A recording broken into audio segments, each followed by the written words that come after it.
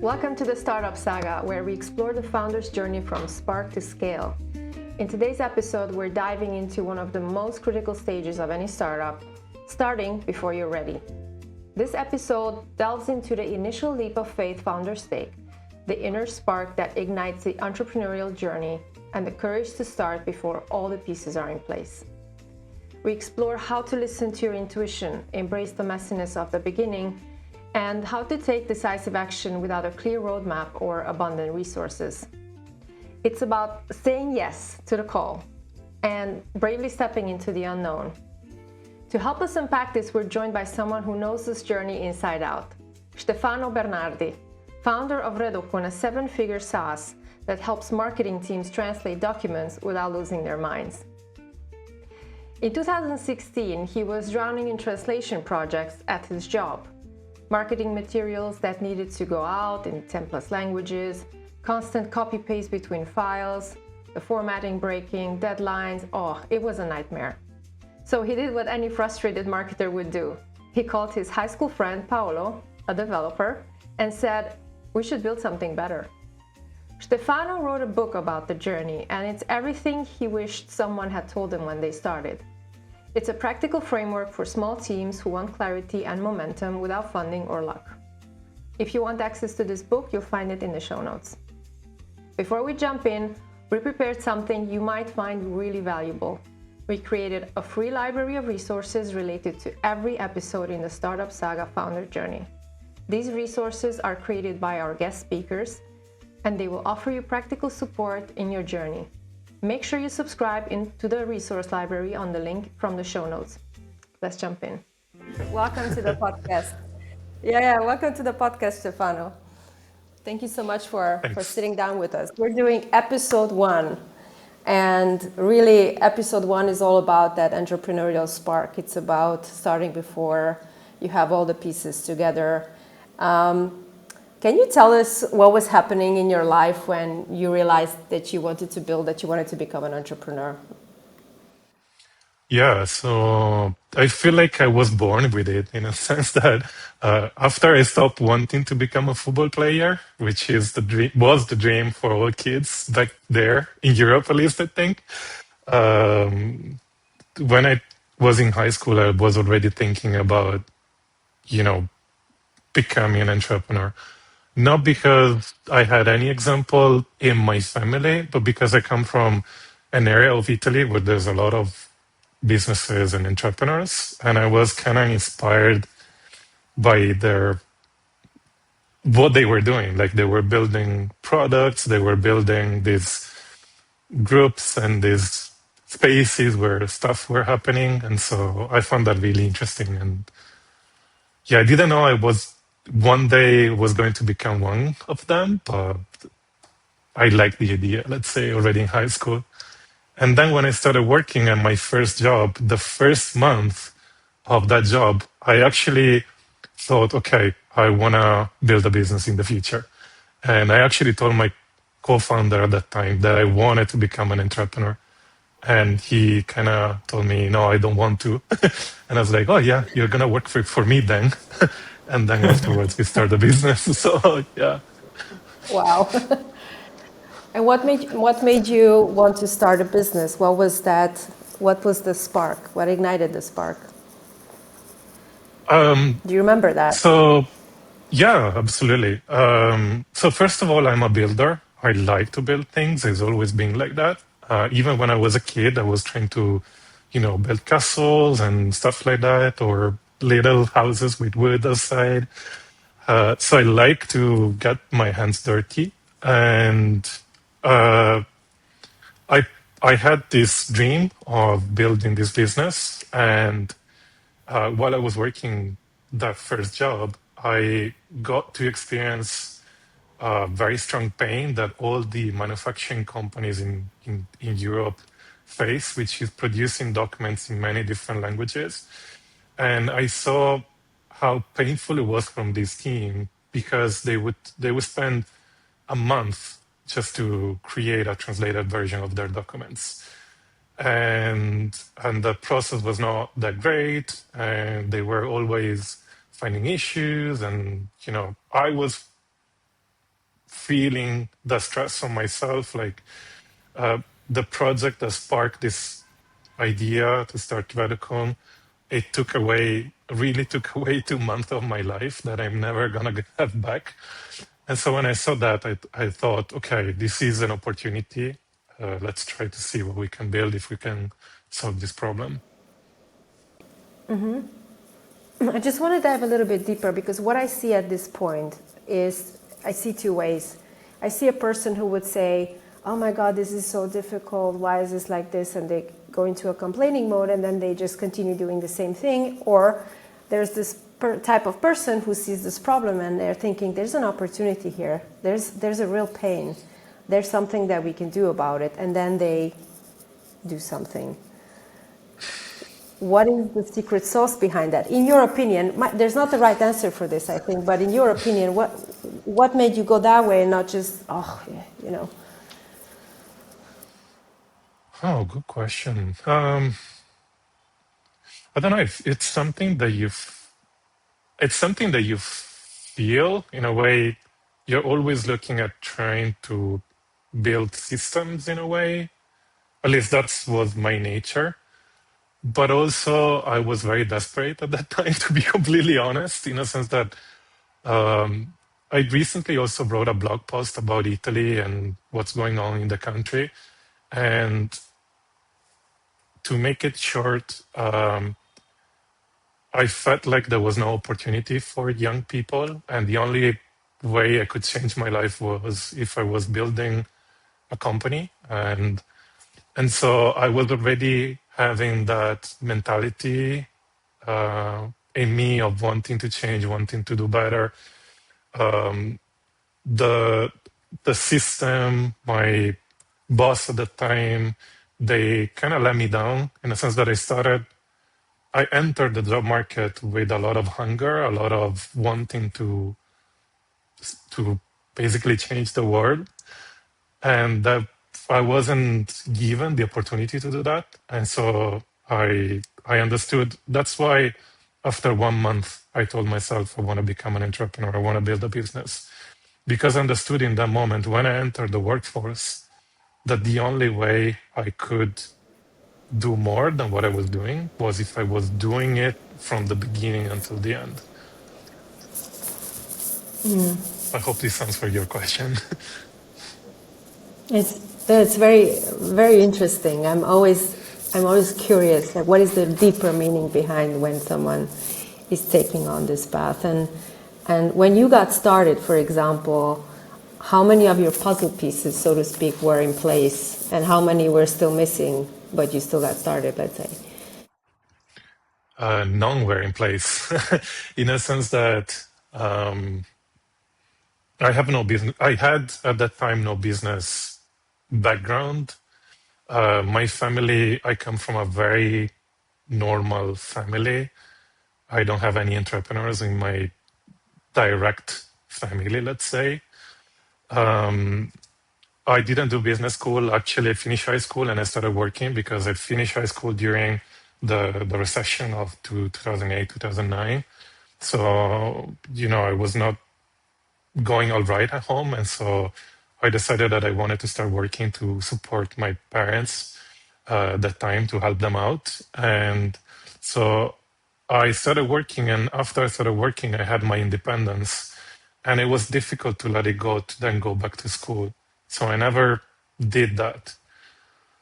And so I started that I couldn't even speak English. And I started by building a SaaS business in Italy, targeting international clients with a website in English, writing emails in English for hands with my business partner, having conversation with people like Nick, who's a native English speaker. And at that time, if he spoke to me, I would have never understood even one single word of what he said today. I would have been like, what's this accent? I never heard it.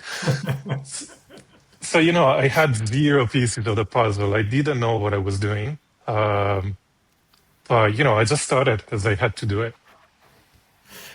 Can I just ask a quick question? Because you said you didn't have entrepreneurs in your family, necessarily. But did you have anybody that inspired you, or did you have any mentors or anything like that you saw perhaps doing great things that maybe you aspired to be like at all when you kind of made that leap? So I come from a little village, let's call it, little town called Treviso, the province at least. And it's a highly industrialized area in the northeast of Italy. At a certain point, some of the villages in the area, they had the highest GDP in the entire Europe. So there, it's very industrialized, very entrepreneurial driven. And so I would see these people around me that from the outside looked like they had an amazing life. Like they were, driving fancy cars, or they had like these buildings that they own, and people would come and work for an objective that they had, and they could lead these people to build something meaningful and have an impact, let's say. And so that was really interesting to me. It was something that was like, okay, I can't do that. I want to do that. Yeah, it was like really cool to think that one day I might be someone like that. That it was not. So I mentioned the money, of course. If you're an entrepreneur, you do it because you love money. That is a given, but it's not.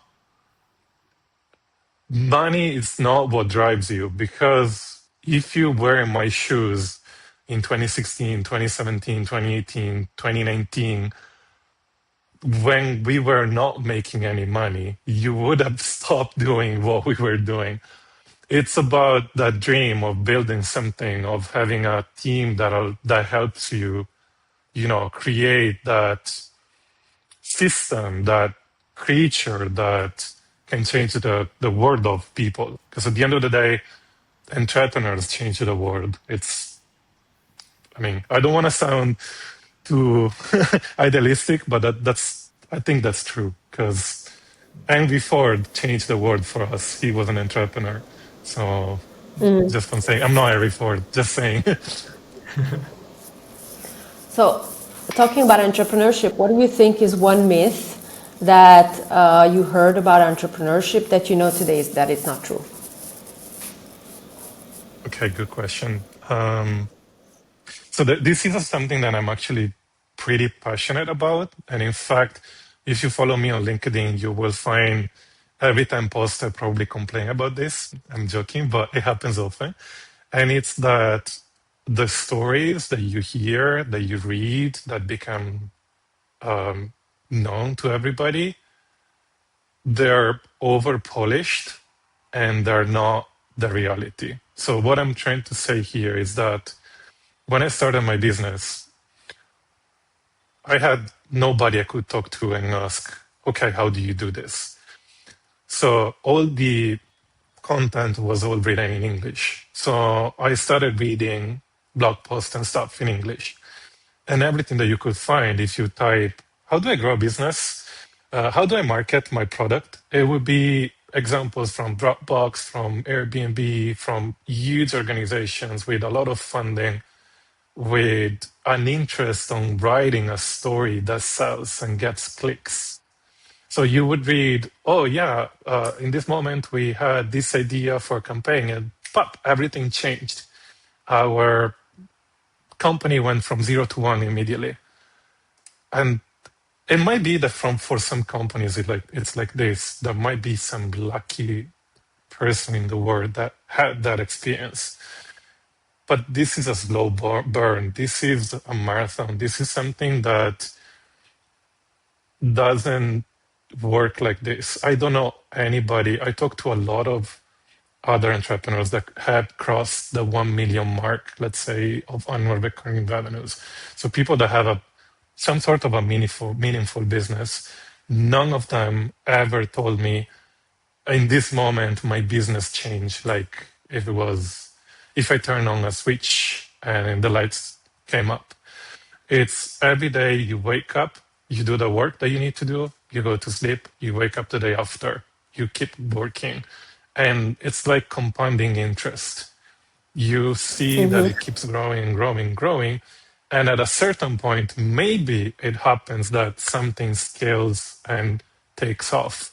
I'm not saying that that cannot happen, but that doesn't happen because you built a feature, because you did a campaign, because you talked to one specific person. That happens because you did several small things right consistently every day, and you hit a moment where things start working in the right direction. I'm seeing it on my own skin, so I can say that what I'm saying is the truth that I've lived. I Thank you think for that's sharing the that. truth that I think that's the truth that every entrepreneur lives, to be honest, and it's something that it is overlooked. And you explained it really well. It's that compounding interest of effort ultimately that delivers results, and that's how businesses scale. You know, I have to agree. I've several companies myself, some unsuccessfully, some a little bit more successfully, but the truth is it's consistency that delivers results over a longer period of time, unless you get a lot of funding and can scale a different way. But I think you bootstrapped your business from the very start, didn't you? So I'm interested to understand a little bit about that, because you left a stable job to set something up. Talk me through that process, at what point did you think, okay, I'm ready? Or, had you kind of decided, okay, I'm going to put some money aside, and when I get to that point, I'll have enough to keep me going? How and when did you make that decision to leave the relative comfort of employment to set something up? Okay, so it's a long story, but I'm going to try to make it short. So as I mentioned, first month in this new job, I set my eyes on becoming an entrepreneur. So I worked at that company for 6 years. I saved every single euro that I could save. I didn't go on holiday. I went one time in Paris just because in a very cheap holiday, let's say, I would buy a phone, not even an iPhone, and I would keep it for 5 years, let's say. My first iPhone that I bought with money, I bought it with money generated by my company. So I had already started the business when I had the first real phone. So I saved all of that because I decided that I wanted to start my own business, and I didn't know how to start the business. So the first thing I said was, okay, I need to buy myself time. What's the best way to buy myself time? And it was, okay, let's say this. And then I needed to find what I wanted to build in a way. And to be honest, it's not that I would wake up every day and think, okay, I need to build a business today. I was like, okay, let's save and then see what happens. And then I kept having faith in the company that I was working for. So I kept asking for more opportunities, more responsibilities, and so on. And they never came. So at a certain point, I broke, basically. I even started seeing a psychologist because I was completely lost. And so I worked a little bit on myself, and I understood, okay, this really needs to stop. And it was not, I wouldn't say that it was a really active effort, but I started following this dream, and it started to forming in my head. And so I started seeing opportunities here and there. The first project that I started, I wanted to create a platform where people could upload projects for 3D printers. That didn't work because there was already Thingiverse, I guess, was the name of the platform. It was already big, and we saw, okay, this is not interesting. Then we thought, okay, maybe we can sell printers to dentists. And I talked with a couple of dentists, and they didn't look like very interested in that. So I was like, okay, let's put it back. Let's start working. And so at a certain point, I had this huge project that again, it was translating a document in 30 languages. Some translators were in different countries. Some were LSP, so language service providers. There was a lot of issues going on, people that needed to review the translations. And so there I hit the moment where I found a real pain.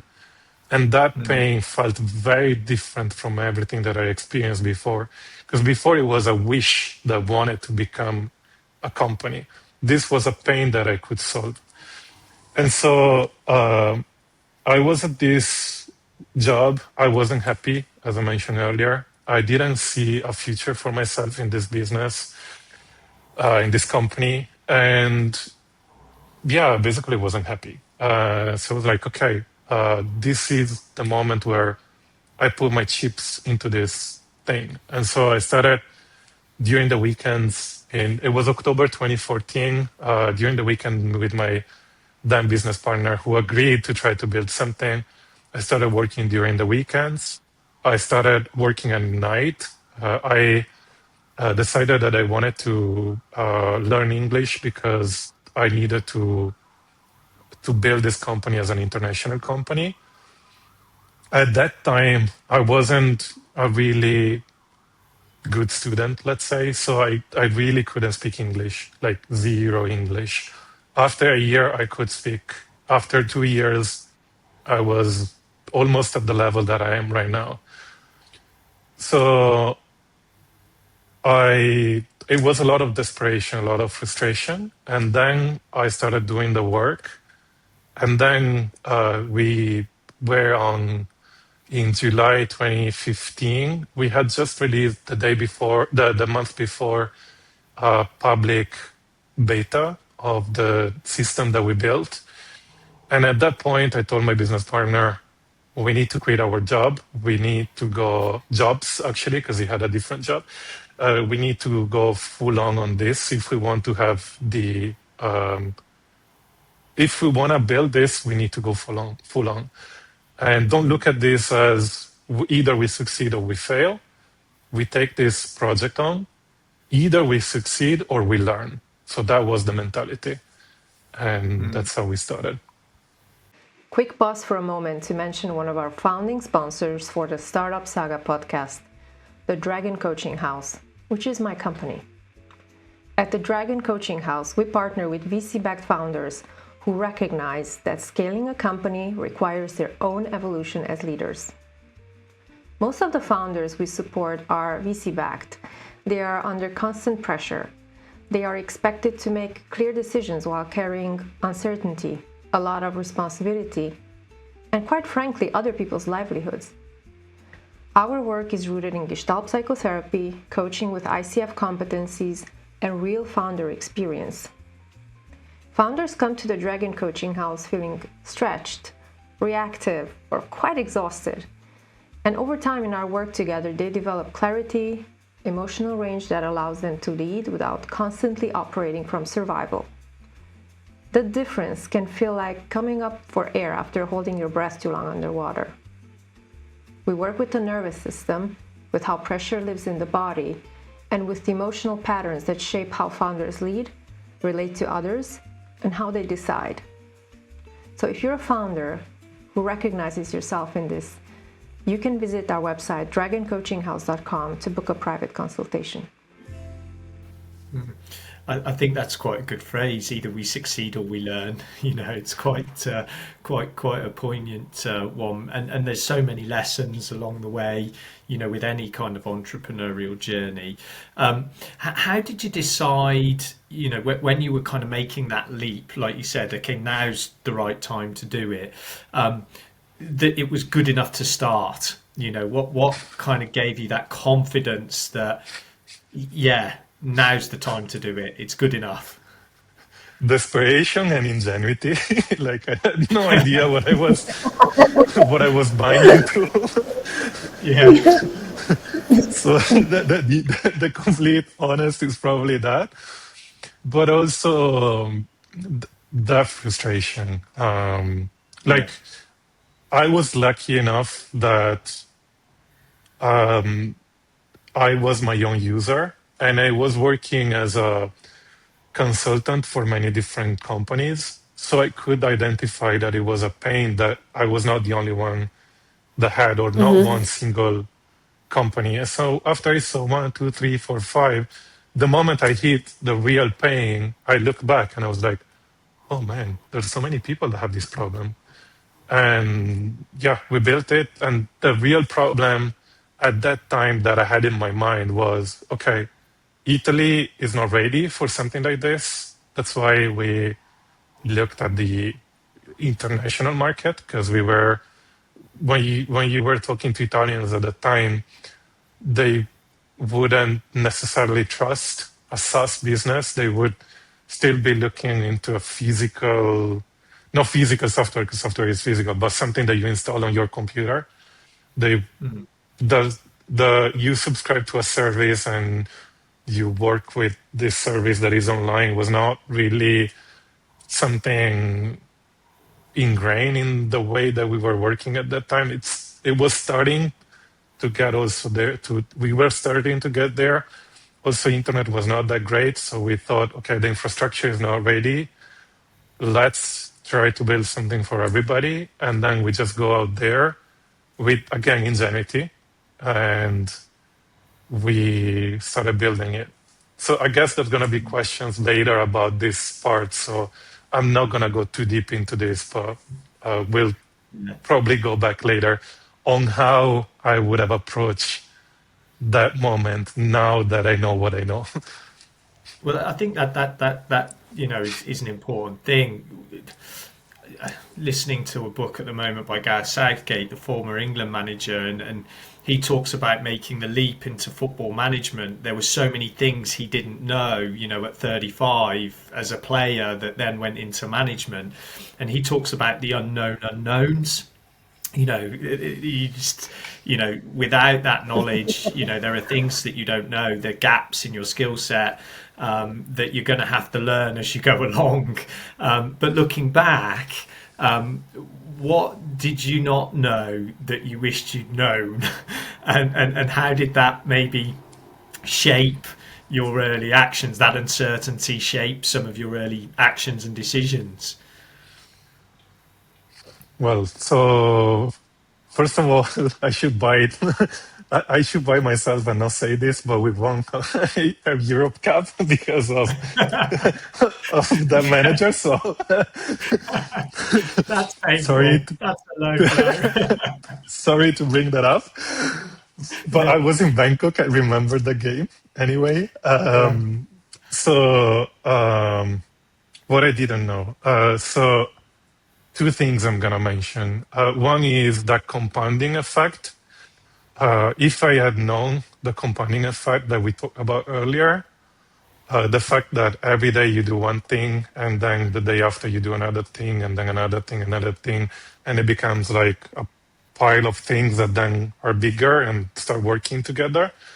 If I had known that, I would have probably avoided taking on projects that were too big for the size of the business that we had and were too intensive to actually make them work or make them successful, let's say.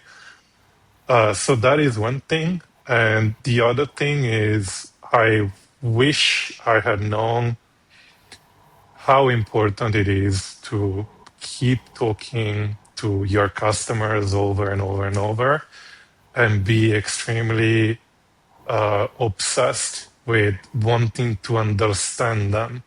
Because we are obsessed, we've always been obsessed with wanting to help them, but that was starting from a position where we thought we understood their pain, but we understood that pain because we were reading what they were telling us, and we were basing that on my experience living that pain.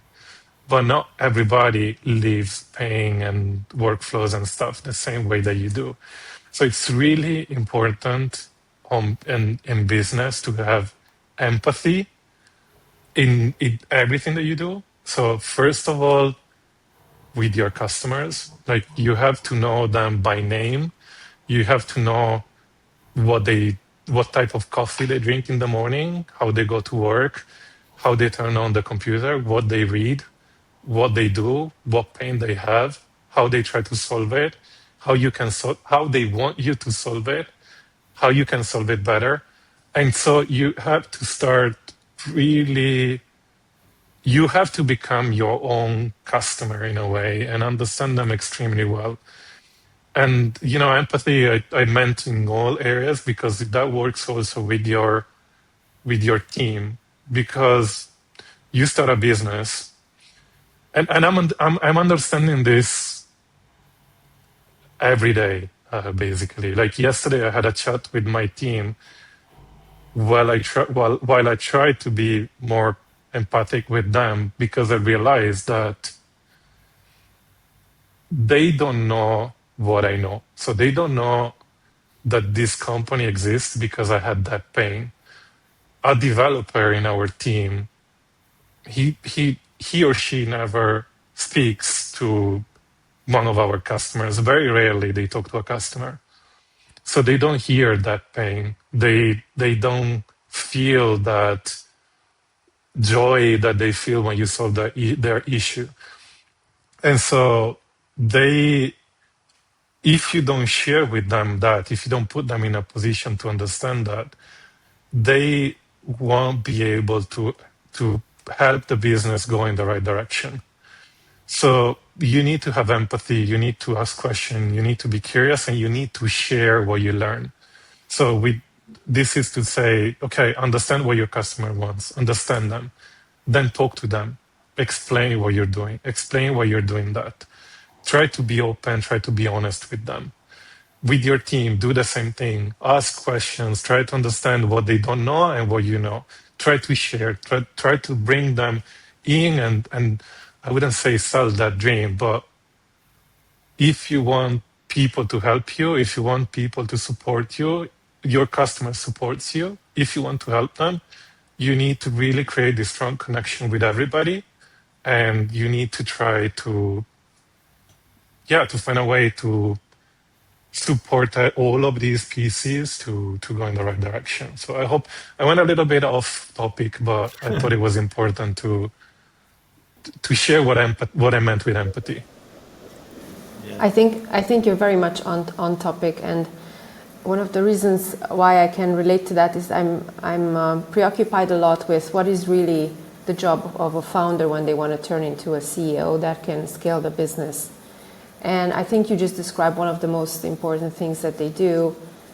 It's not sell the vision, of course, but help them to understand the pains of the customers and what you're doing on a deeper level.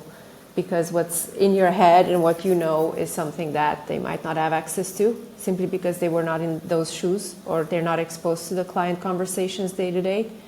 So having these conversations are not a waste of time. They're actually critical for success, and that people feel like, I actually know who I'm speaking to, who I'm creating coding for, so to speak, even if you're not directly in a day-to-day interaction with your customers.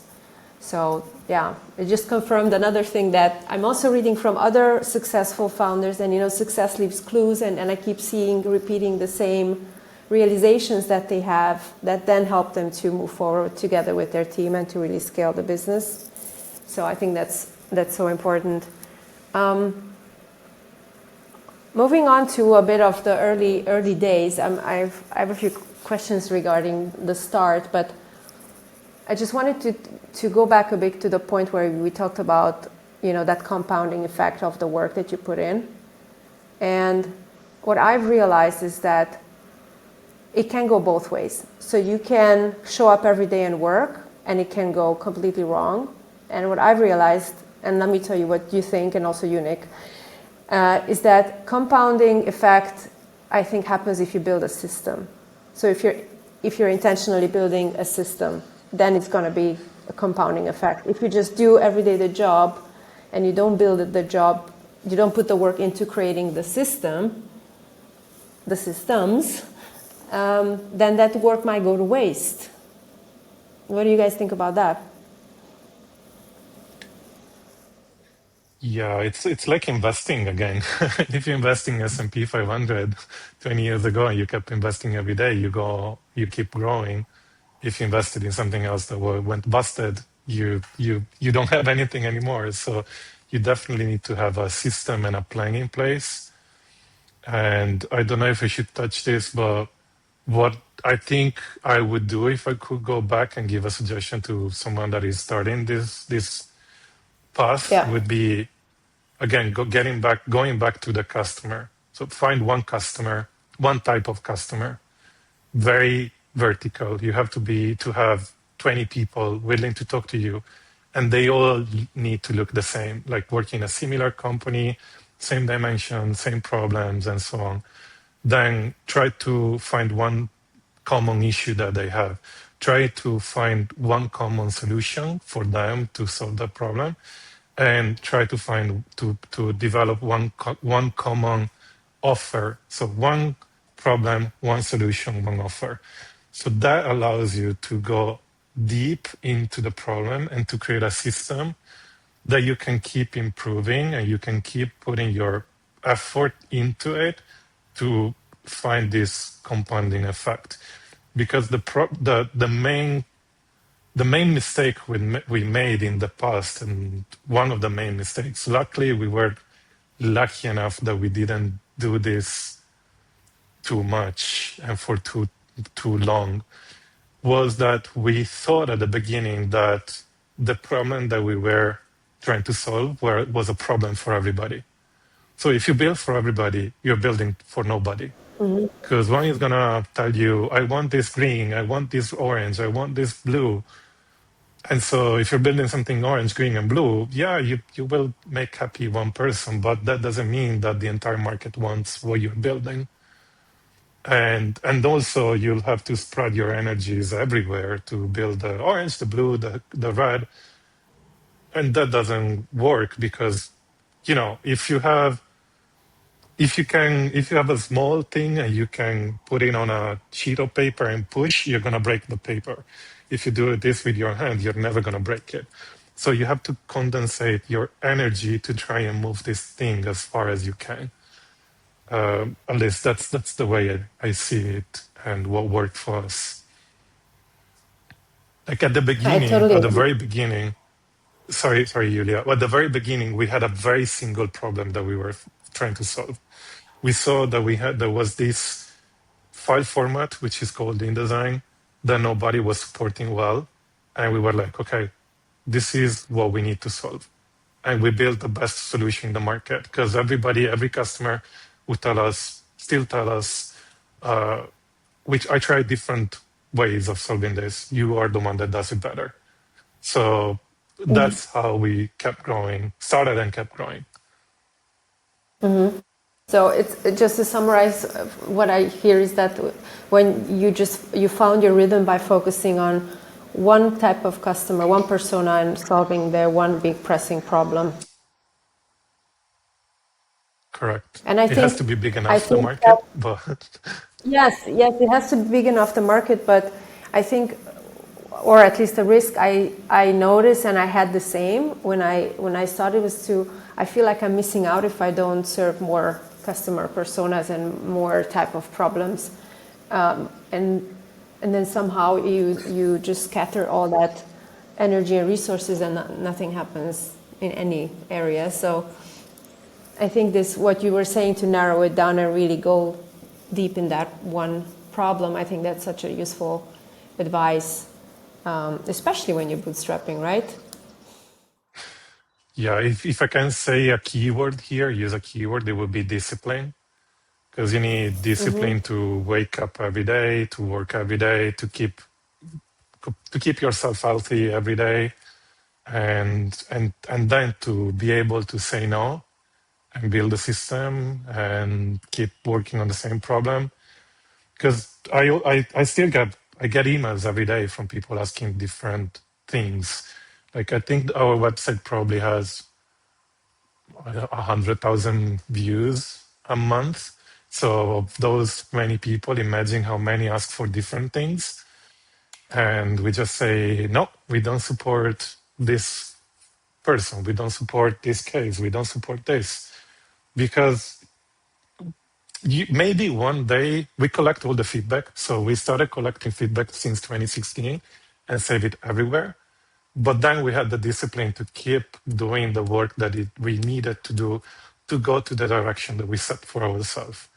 So our goal is um, to empower all the global teams for manufacturing businesses to scale their content translation, let's say.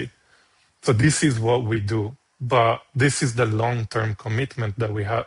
So this year, our goal is not to solve for that vision, but is to solve something that allows us to have a little step forward, and then next year another little step, and then next year another little step.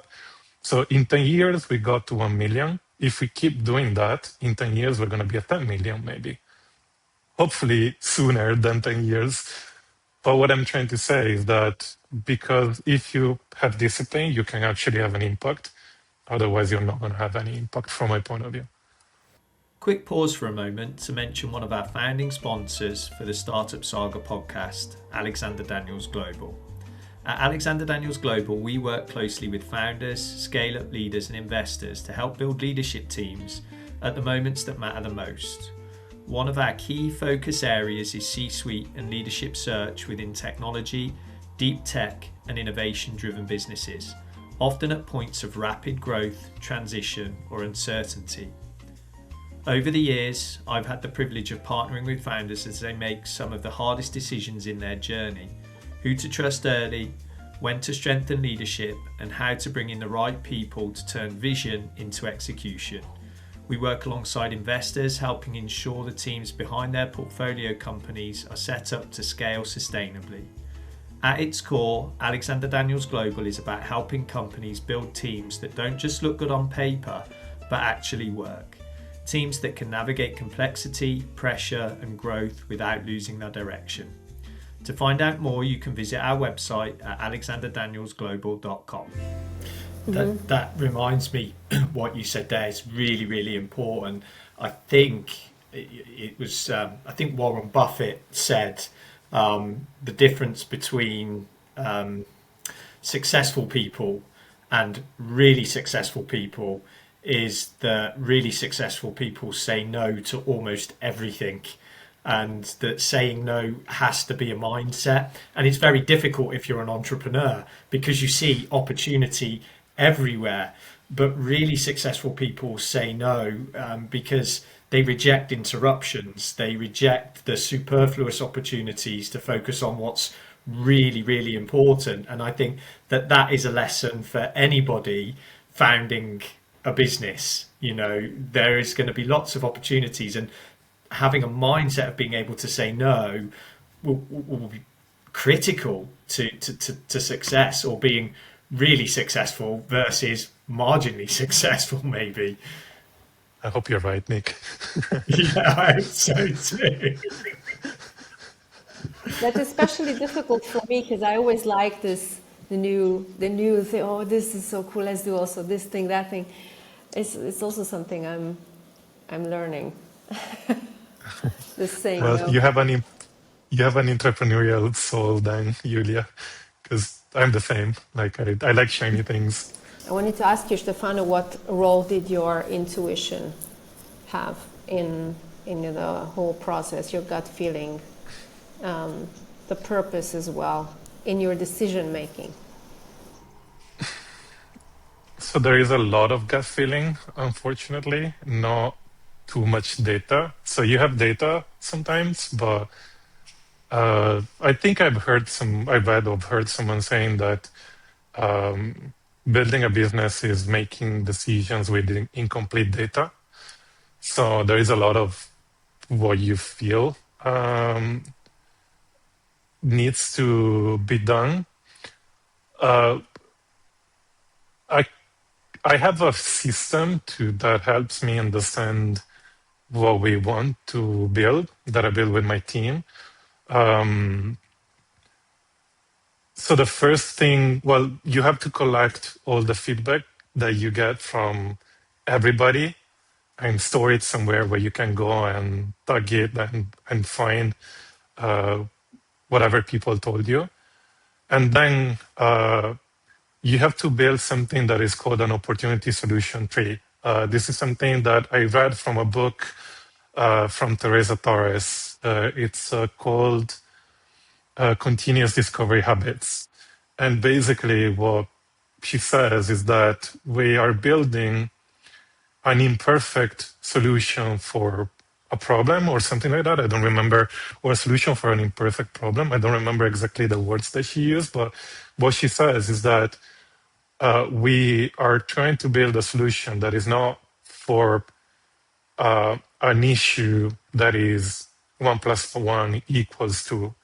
It's something way more complex. Like you can solve the problem that we solve as a company in many different ways.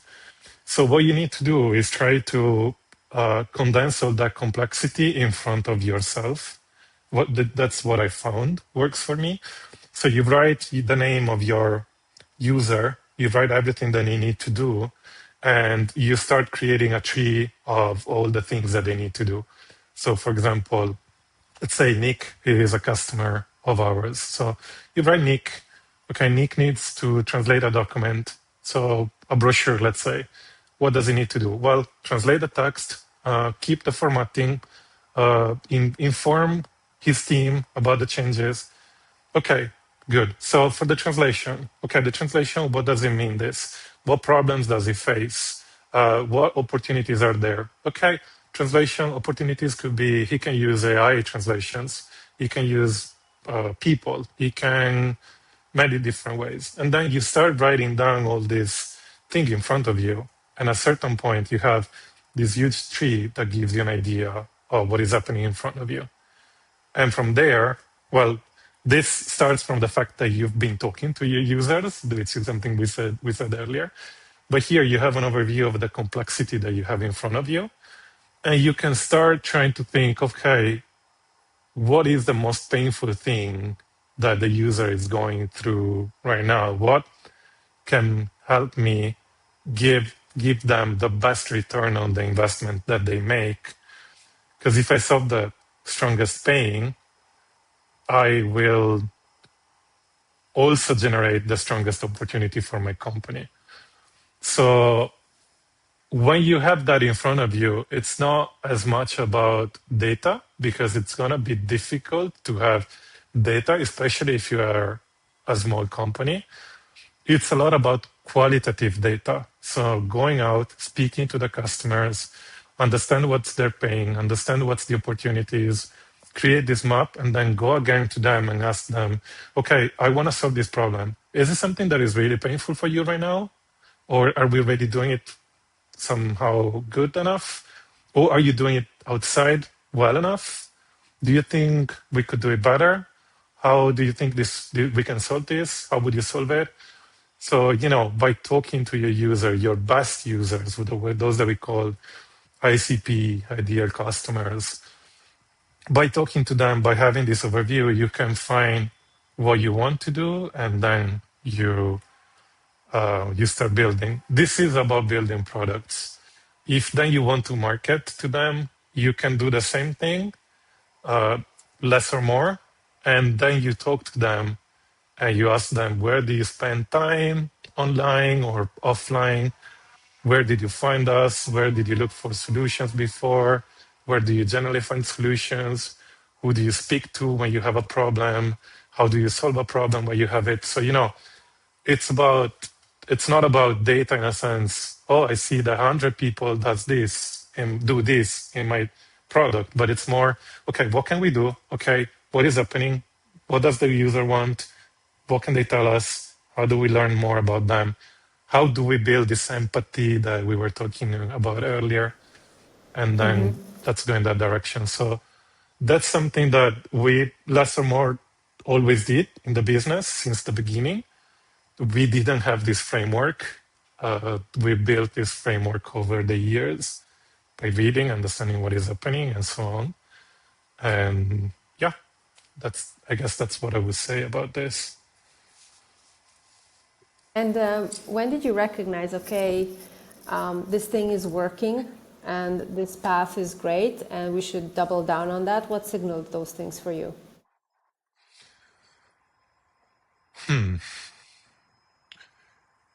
Difficult to say. So let me start 1 second a little bit far, but you'll understand why I'm saying this. So the first year we generate 10,000 euros, 30 customers. It's nothing for two people building a business in Italy because there's a lot of costs involved in having a business in Italy. Bureaucracy is very high. Second year we did 30,000. Third year we did 70.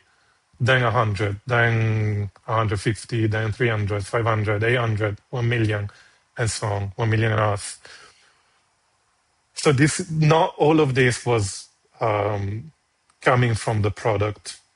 The product this year is probably 98% coming from product. Before we had also some other income sources. But what I'm trying to say here, the reason I'm sharing this was that we could see that it was growing.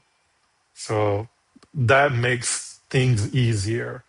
Work on a thing that doesn't work, for 10 years, it's way harder than working on a thing that is giving you confirmation that something somehow is working.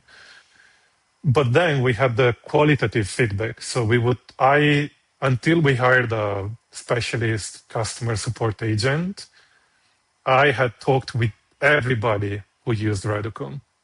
Like, I knew the name of all the customers up until we had 200 customers. And I could message them and they would know who I was. And probably we would have had already a conversation. So this was until 2022, I think, that I had talked to everybody. And I lost the train of thoughts here. What was what was the signal? The signal for you that okay, that's we're going to double down on the product that now brings 98% of the revenue. What was the signal for you? And then so there was that qualitative feedback where people would be very, very happy about the solution that we had, and they would message me and they would say, "Thank you so much. We love it. It's amazing." Like a project that was taking me 3 weeks took me 2 days. My boss is over the moon. Like, it's so happy. Or I got a promotion because I introduced this tool. Like, I got these messages, which they're crazy. When you get them, it's amazing. And so I had that feedback. And at a certain point, we reached, I think, 200,000 we were making a year. And we thought, okay, so we have this feedback. We know we're solving a problem.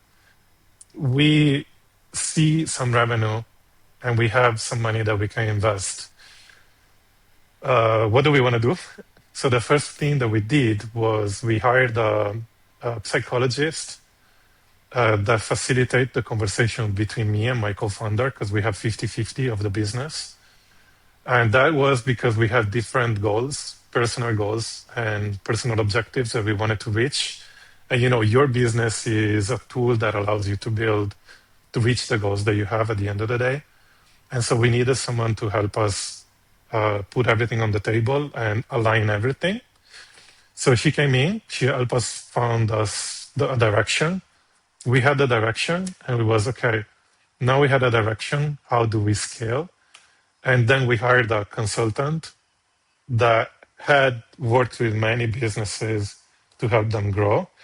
And she came in and she helped us identify the things that were working. So she would say, you see, you have all these customers that have the same.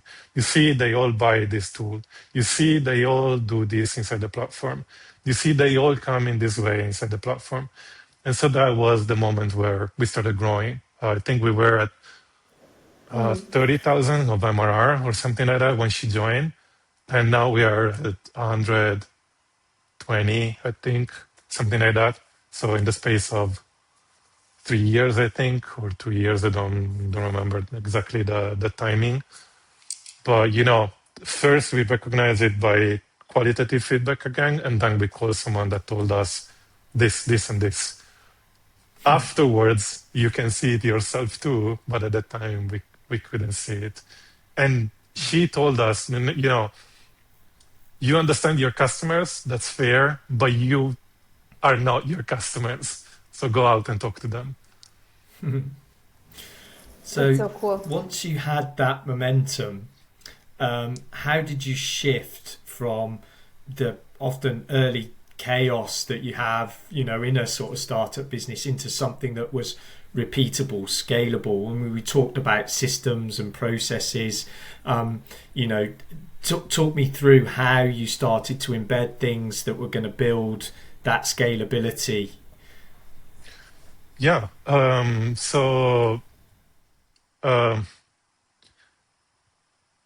I would say that up to 1 million, you can get there by pushing.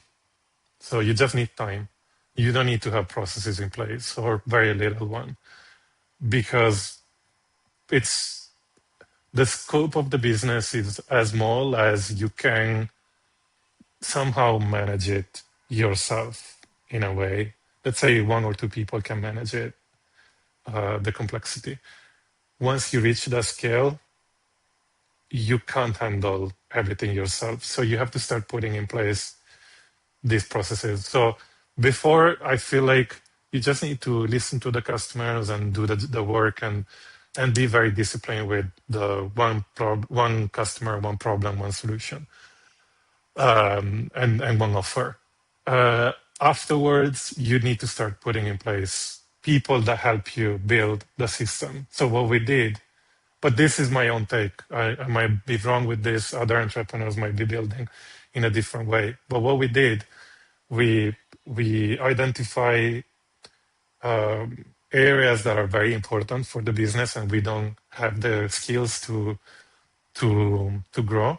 So the first one was hiring a marketing expert. So we hired her. Then we wanted to focus on, with her, we started analyzing what we needed, and we identified that we needed someone very vertical to product, because we are very focused on making sure that the product serve the service and sells itself. So we hired someone for product, and then we hired someone for tech, so a tech lead that could help us build the structure that we need to start scaling the section of the business. So we didn't do it everything ourselves because we don't have the skills. We are the visionaries, let's say, or the tech enthusiasts, let's say. To build the system now, my suggestion would be hire people that can build the roots, and then they can start spreading and growing the company horizontally, so that you can do more, you can take on more work and more scope. Yeah, and I think that's often where a lot of founders struggle, because there's a point in which you're scaling where you have to let go, where you have to let go of control and you have to trust other people. How did you find that yourself as the founder? Like you said, you knew every customer, you were involved in everything, and then all of a sudden you've got to start trusting other people to do it as well as you do. So how did you find that? How did you kind of get through that emotion of letting go? I'm very lazy, so if someone can take on my job, I'll push it on them and be like, okay. Yeah.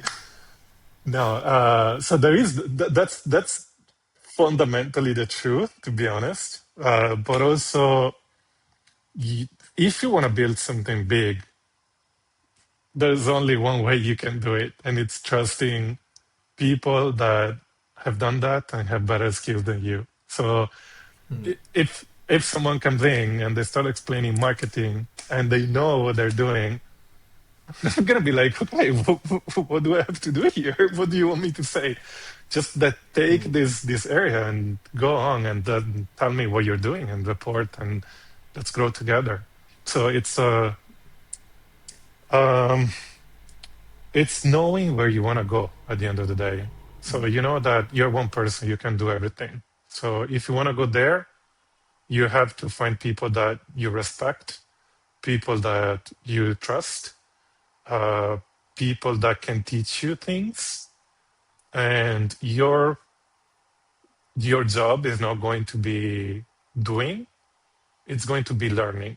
So you tell them, we need to do this, start doing it, and start explaining to me what is happening and what you're thinking, what you're doing. So in that way, you keep somehow control of what is happening. Control is not the right word that I want to use, but you can keep an eye on what is happening and be aware of where the company is going.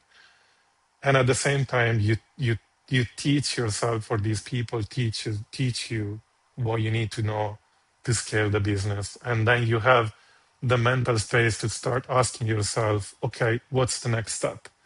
What the other problem that I need to start working on, or who do I need in place to drop some other responsibilities so that they can help me do some things better?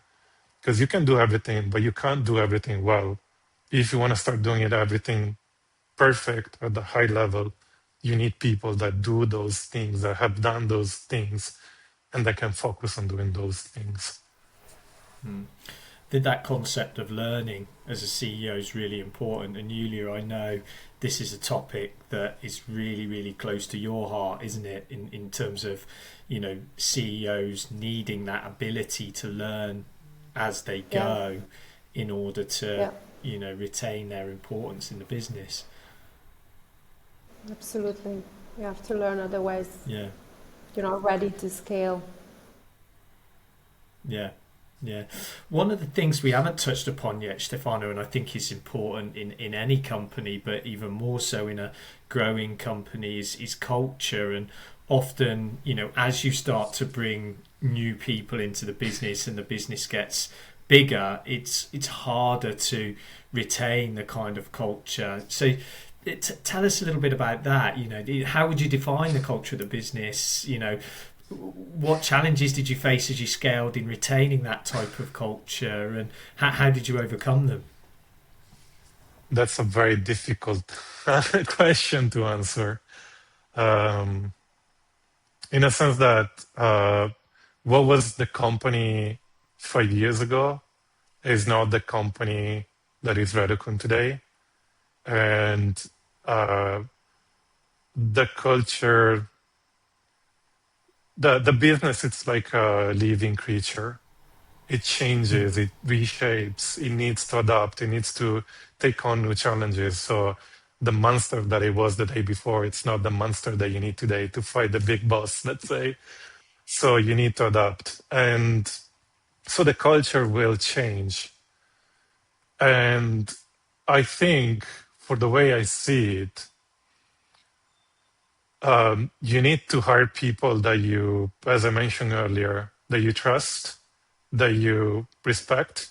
Like, I have mad respect for every single person that works with me. I would hire them back, every single one of them. And I would trust them with anything, like every single project. There is not one single person in the business that I don't trust deeply. And I like how you said with me and not for me. yeah, that's also something, like, that's also the way you talk, the way you use the words shapes the way you think about the group that you have Absolutely. around you. So if you say, I sometimes, English is not my first language, so I would sometimes almost slip and say work for me, but then I will correct myself and say work with me, because I try to reinforce this idea that they're not working for me, because that's the reality actually. If they want, they're just gonna leave. They are all talented. They're all really good people. They're all people that I would hire over and over again. And they're all people that I hope they're gonna stay with us for 5, 10 years. And so I see them as working with me because they could leave tomorrow. I know that.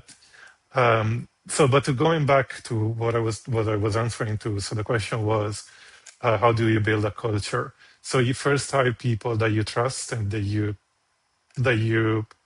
have respect for, that you want to be around, And then you ask them to help you shape the culture of the company.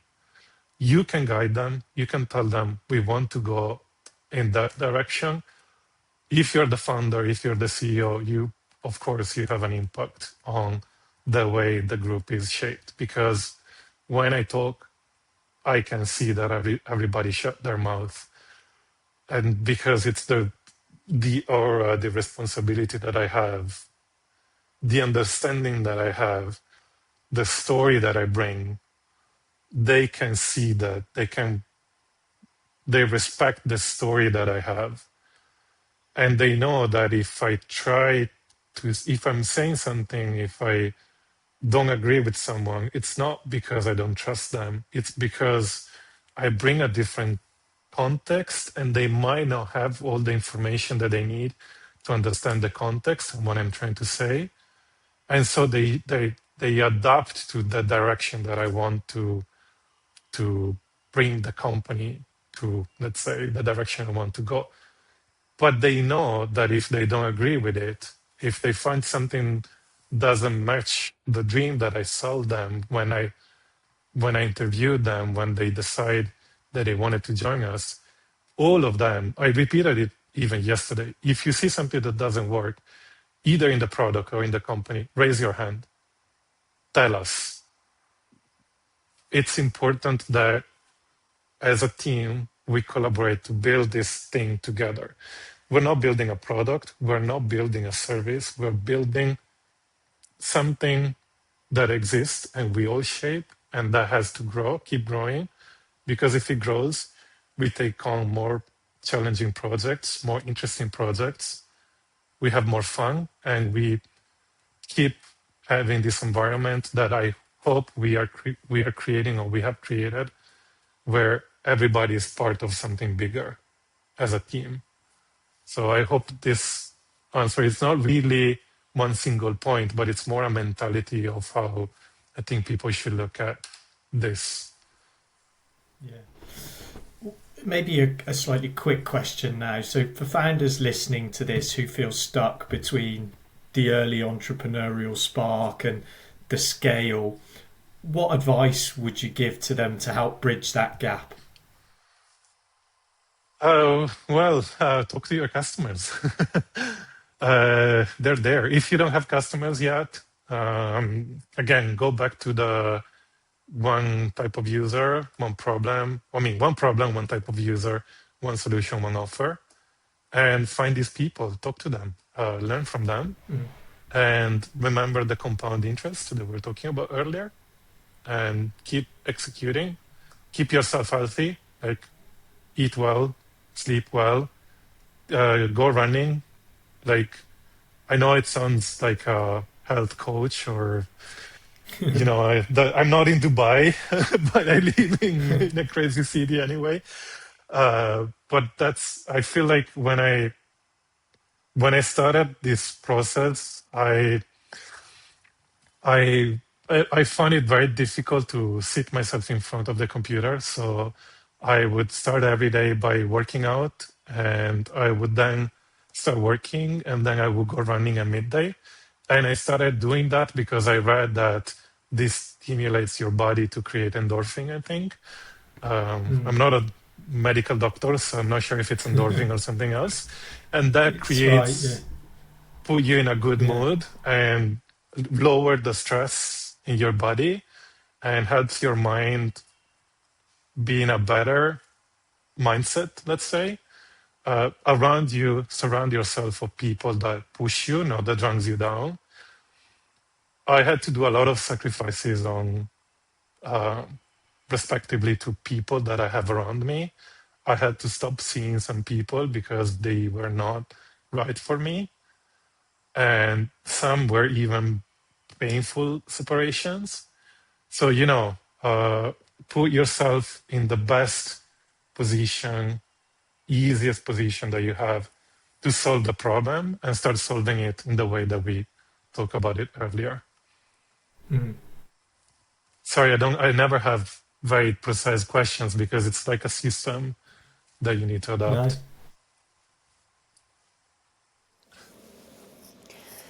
Okay, so I have a few questions. How did you call them? The fire questions, or what was the term you used? Quick fire Quick questions. fire.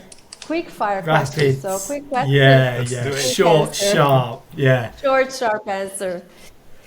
that's Okay, it. number one. Imagine you go back in time to meet yourself before you started on this journey, and you have one sentence to tell yourself. What is that? Buy Bitcoin and sell them at 100,000 euros. No, jokes aside. Uh, jokes And aside, about the business? that would have been way easier than building a company, to be honest. That would be much, much easier and less stressed. And my white hair wouldn't be white, probably, because I got them when I started a business. But I would say trust the process and focus on, again, the mantra I said earlier. So one customer, one problem, one customer, one solution, one offer. And trust that if you keep repeating that, you're going to get to wherever you want to go, and be disciplined about that. So yeah, that would be the only sentence. All right, number two. For someone who's now listening, who has a spark but is afraid or is scared to get started, what is one very small but courageous step that they can take today? Again, talk to the customers. If you talk to people, you'll find the energy to move forward. If you see that 20 people have the same problem, you have 20 potential customers. If you find 100, you have 100 customers. So what's better than that? What push you more than that, than solving the problem of 100 people? Finally, where can our listeners follow your journey? Learn more about your work, or even learn from you. So I share a lot on LinkedIn. If you search for Stefano Bernardi Raducu, you can probably find me. I also started writing on Substack. What do you call it? In this moment, I Substack, yeah. forgot. Substack. Substack. I forgot the Yeah. name right now. I just published 2 pieces, and I'm gonna publish the second one, the third one on Monday, I think. But there I talk about not just entrepreneurship, but also issues that I see. For example, the last post I wrote about was my view on Italy and Europe after living 8 years in Asia. So I try to let people know who I am mostly, and not just talking about business. And then I wrote a book. I don't have the link right now, but if you guys are gonna share the link with We can share a anybody link for your watching book. this, Yeah. it's free. So I mean, it's a like on a tip basis. So if you wanna get it for free, you can get it for free. If you wanna leave $20, $50, if you're generous, $5,000, go ahead. Brilliant. 50. So anyone who's listening, we have a forever growing library of resources, and after every episode we upload a new resource that is related to the topic that we're discussing in that episode. So Stefano, thank you. If we can upload your book there, and then anyone who subscribes and enters this library, they can download your book and read and learn also from your story and from the steps that you have already taken towards, achieving the results that you have. Sounds good. And if they want to message me on LinkedIn, they find me there. I'm not sure I can answer to everybody, but I'd be happy to try. All right, so Fantastic. definitely they're going to find your availabilities, or not availabilities, the email or your website on either your book or on the show notes. We're going to put also your LinkedIn so people can reach out to connect with you. Sounds good. Great. This was good. Wonderful. Great talking. Great talking Thanks so to much. you. I loved it. Yeah. Thanks Right a on lot. time.